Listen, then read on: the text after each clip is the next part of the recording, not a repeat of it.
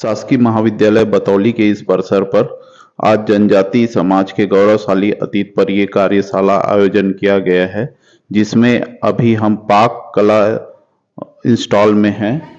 इस क्षेत्र में ये खान पान का स्टॉल लगा हुआ है और हम देखते हैं कि जनजाति समाज किस प्रकार का उनका खान पान था। तो ये क्या है? बोड़ा। बोड़ा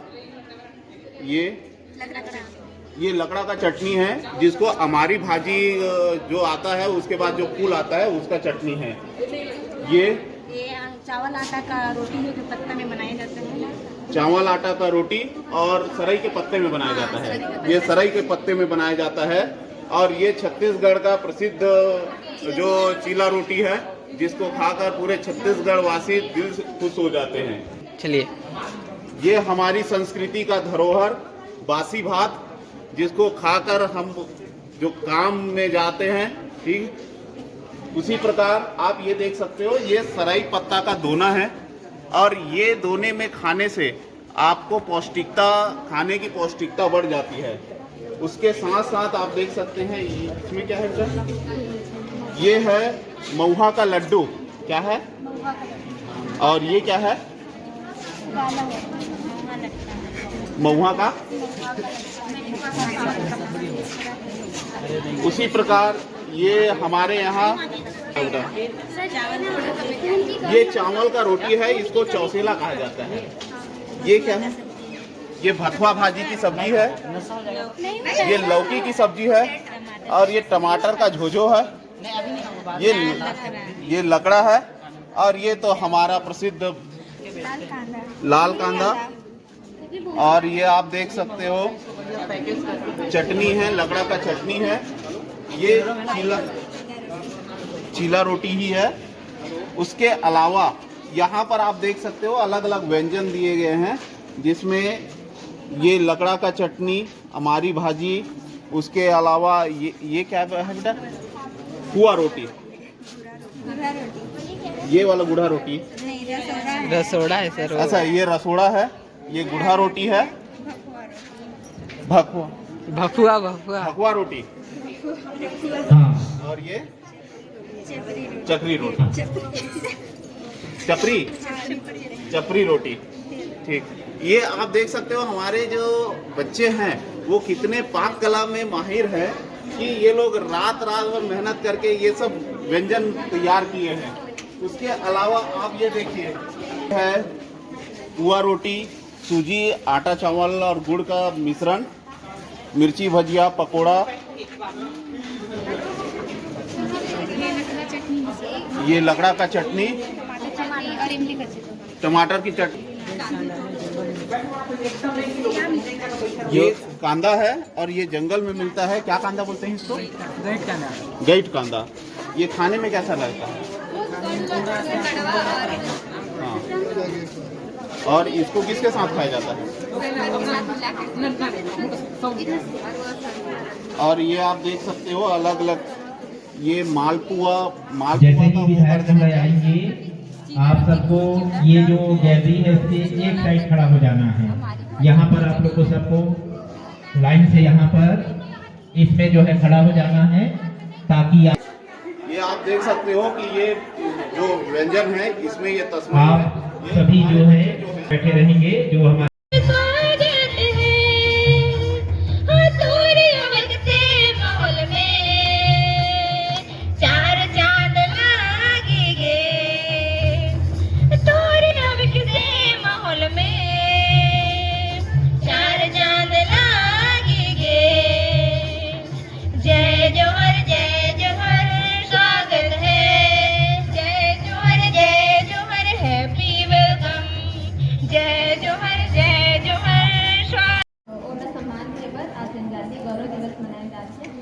हम सब आदिवासी हैं और ये बहुत अच्छी बात है।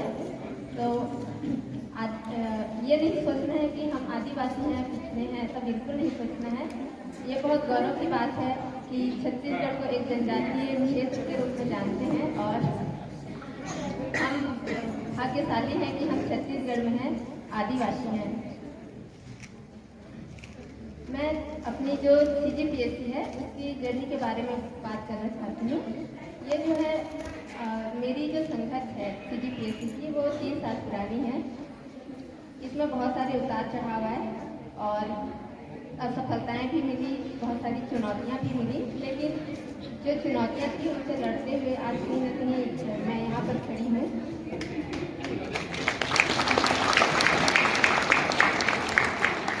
यहाँ जितने भी स्टूडेंट हैं मुझे तो अधिकतर लड़कियां ही नज़र आ रही हैं और ये बहुत अच्छी बात है। आप सभी आगे आइए, आप सब अपने पैरों पर खड़ा होइए, क्योंकि जब आप आगे बढ़ेंगे तो एक समाज आगे बढ़ेगा, आप सबको आगे लेकर बढ़ेंगे और कहीं ना कहीं जो आदिवासी समाज है वो भी सशक्त होगा, आगे बढ़ेगा। और अभी वर्तमान में जो शिक्षा है वो बहुत ज़रूरी है, क्योंकि जब तक हम खुद शिक्षित नहीं होंगे हम किसी को आगे नहीं बढ़ा सकते हैं। जब हम खुद आगे बढ़ेंगे तब हम जो समाज है, जो देश है, हम उसको आगे बढ़ा पाएंगे। तो इसके लिए ज़रूरी है कि आप भी शिक्षित हों। केवल पढ़ाई नहीं करना है, हमें उसे जीवन में उपयोगी भी बनाना है। आप बिल्कुल आगे बढ़िए और फिर देश सेवा के लिए आगे आइए। उनका नाम रोशन किया।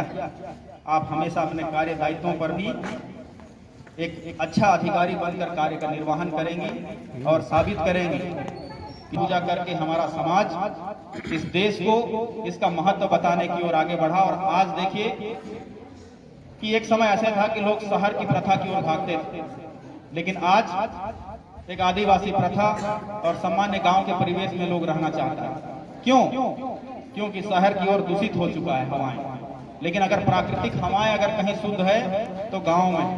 अभी देखिए व्यंजन तरह तरह के बहनों ने बनाया है, इस व्यंजन को देखने लायक है, इसके स्वाद एक अद्भुत है और इसके खाने के बाद में जो आपके शरीर को ऊर्जा मिलेंगी वो ये समझ लीजिए कि उसकी व्याख्यान शब्दों में नहीं किया जा सकता। इसलिए कहते हैं कि आदिवासी व्यक्ति में लड़ने की क्षमता अधिक होती है, काम करने की शक्ति अधिक होती है। उसका कारण है कि रहन सहन और खान पान का अलग परिवेश होना।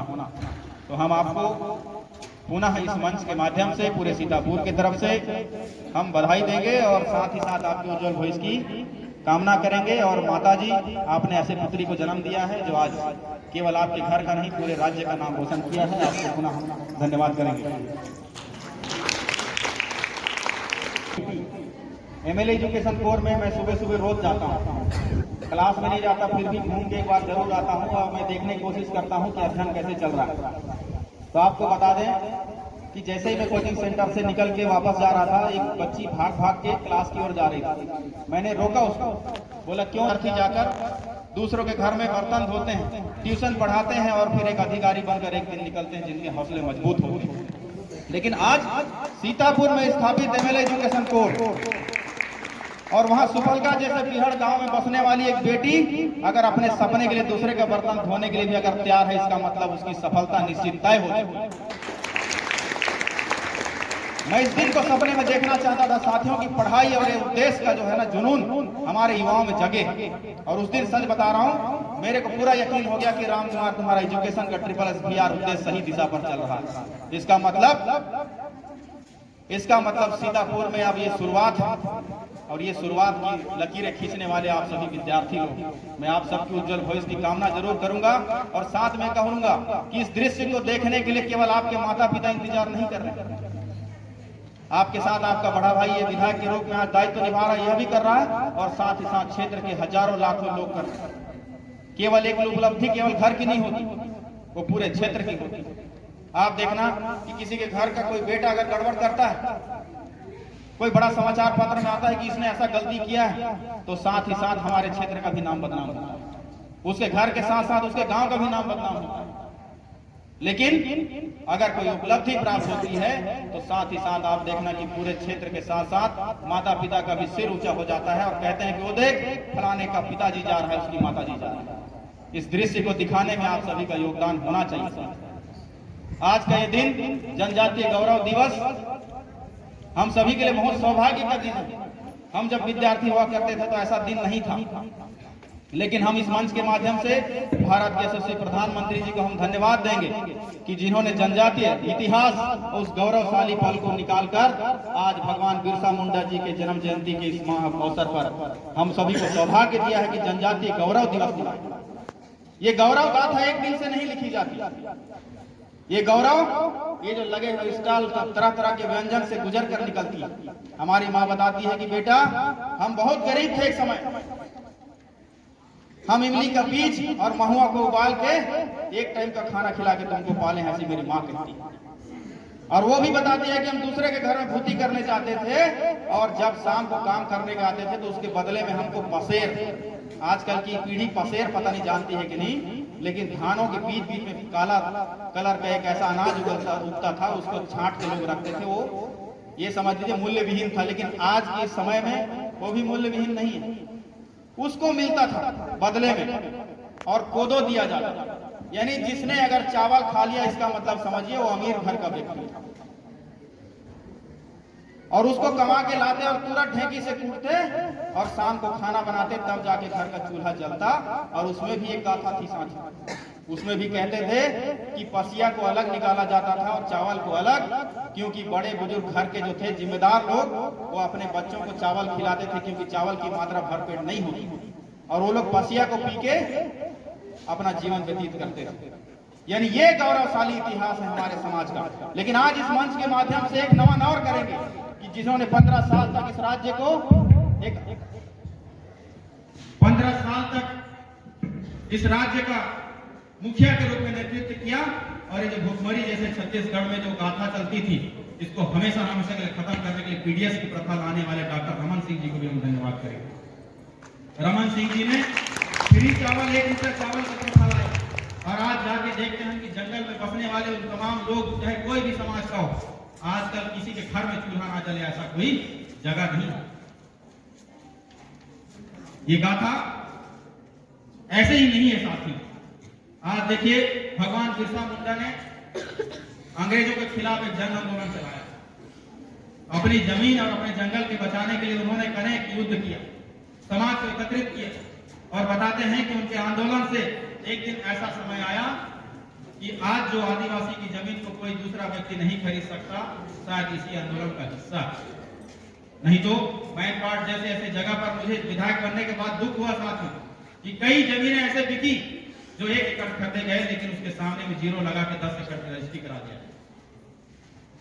आज भी ऐसे प्रताड़ित समाज बहुत सारे लोग हैं, लेकिन हम सबको मिलकर उनको जागरूक करने की जरूरत है और जागरूकता के साथ साथ एक ऐसा नियम कानून भी लाने की जरूरत है जिससे कि उनकी संरक्षण हो पाए।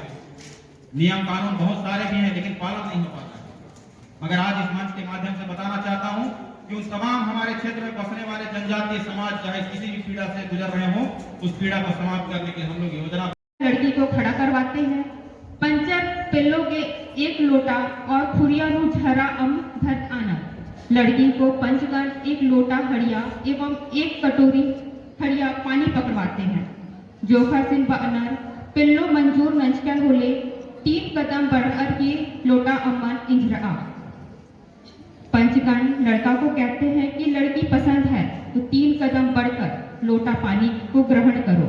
अन्य जोखस गेहूं अम चिनर दरा पिल्लोन बअनर जोखा सिंह मंजूर नंचकिन होले 3 कदम बढ़कर की इंजरा इदिन लोटा अम उल्ला बअनर। इसी तरह लड़का को भी लोटा 1 कटोरी में हड़िया पानी दिए रहते हैं और लड़की से कहते हैं कि लड़का पसंद है तो 3 कदम बढ़कर लोटा पानी को ग्रहण करो।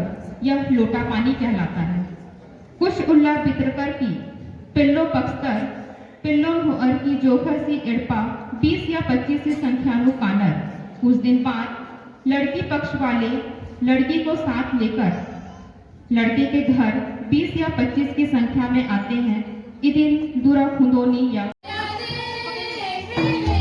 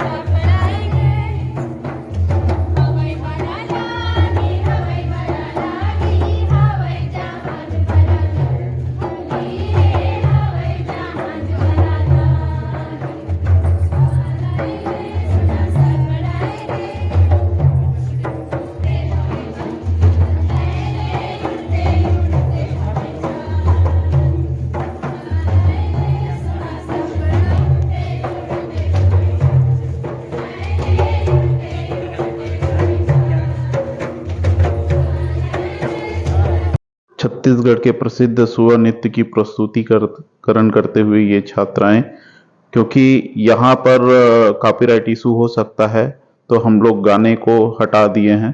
बहुत ही सुंदर प्रस्तुति छात्राओं के द्वारा ये प्रस्तुति दिया जा रहा है। आप देख सकते हो कि इसी के माध्यम से छात्रों को प्रेरित करने के लिए शिक्षकों ने भी कर्मा नृत्य प्रस्तुत किया, ताकि छात्र ज़्यादा से ज़्यादा अभिप्रेरित हो और इस प्रकार के कार्यक्रमों में बढ़ चढ़कर अपनी भागीदारी सुनिश्चित करें।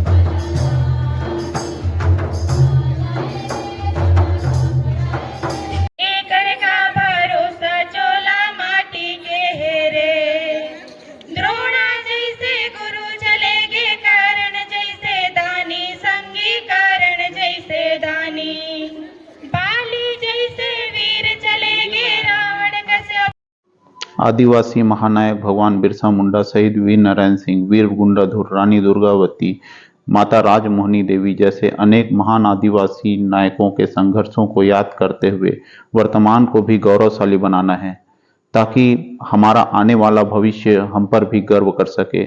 जहां आदिवासी समाज को एक ओर अशिक्षा, नशाखोरी, भेदभाव जैसे सामाजिक कुरीतियों से लड़ना है, वहीं दूसरी ओर जल, जंगल, जमीन और आदिवासी संस्कृति को बचाते हुए वैज्ञानिक सोच के साथ शिक्षा के महत्व को भी ध्यान में रखकर आगे बढ़ना होगा और अपने समाज को अधिक से अधिक शिक्षित करके देश के भागीदारी में अपना योगदान सुनिश्चित करना होगा।